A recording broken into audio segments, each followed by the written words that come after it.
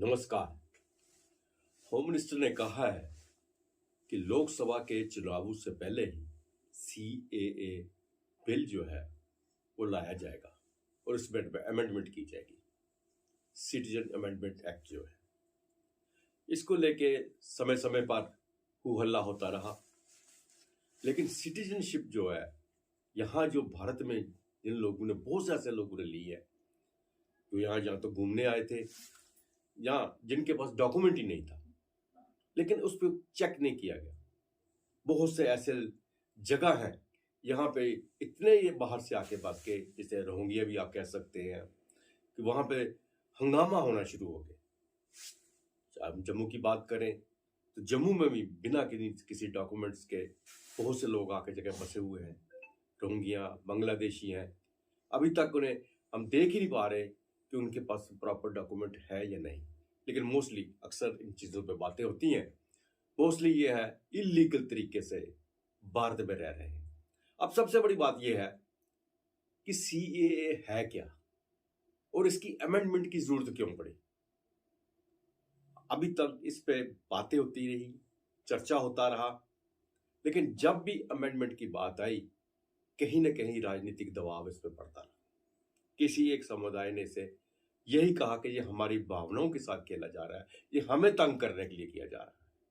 लेकिन एक एनडीए के जो एजेंडा था उसमें ये भी एक था कि सीए जो है लाना है, ये अमेंडमेंट बिल उन्होंने लाना है। तो आज उन्होंने कहा है, जिस तरह होम मिनिस्टर ने, कि 2024 के लोकसभा चुनावों से पहले पहले इस बिल को लाया जाएगा और इसे अमेंडमेंट की जाएगी और 2-3 महीने में ही ये लागू हो जाएगा।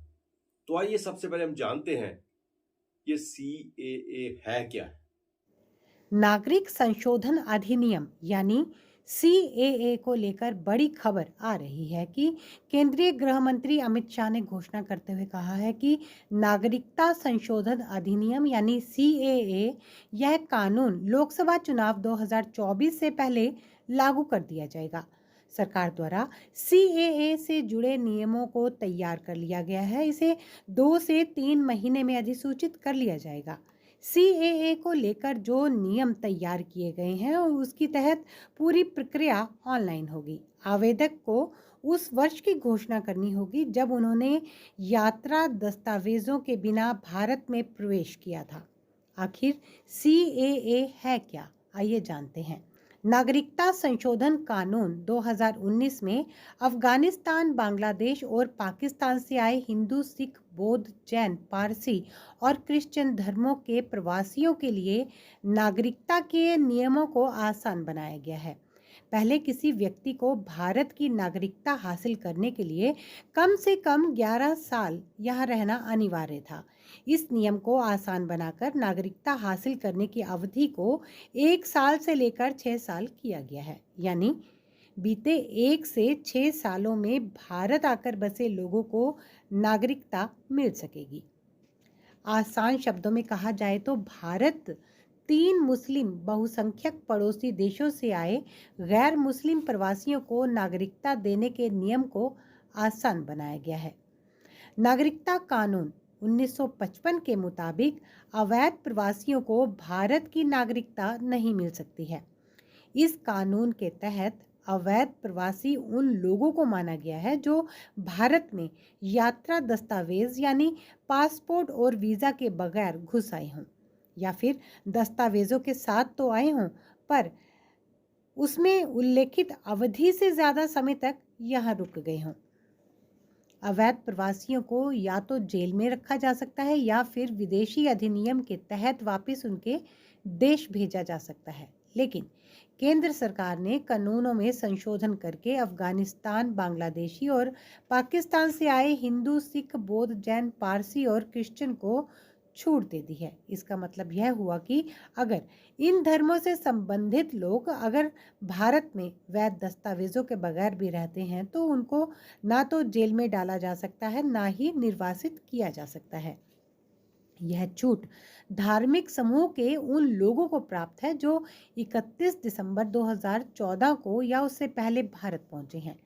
इन्हीं धार्मिक समूहों से संबंध रखने वाले लोगों को भारत की नागरिकता का पात्र बनाने के लिए नागरिकता कानून 1955 में संशोधन के लिए नागरिकता संशोधन विधेयक 2016 संसद में पेश किया गया था। इस कानून को लेकर विवाद भी रहा। विपक्ष का सबसे बड़ा विरोध यह है कि इसमें खास तौर पर मुस्लिम समुदाय को निशाना बनाया गया है। उनका तर्क यह है कि यह संविधान के अनुच्छेद 14 का उल्लंघन है, जो समानता के अधिकार की बात करता है।